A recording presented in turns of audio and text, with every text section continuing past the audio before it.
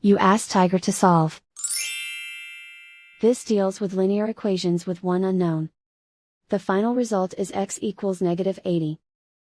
Let's solve it step by step. Move the negative sign from the denominator to the numerator. Group all constants on the right side of the equation. Add 12 to both sides. Group like terms. Simplify the arithmetic.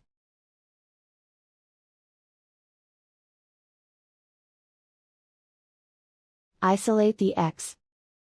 Multiply both sides by inverse fraction 4 over -1. Group like terms. Multiply the coefficients. Simplify the arithmetic.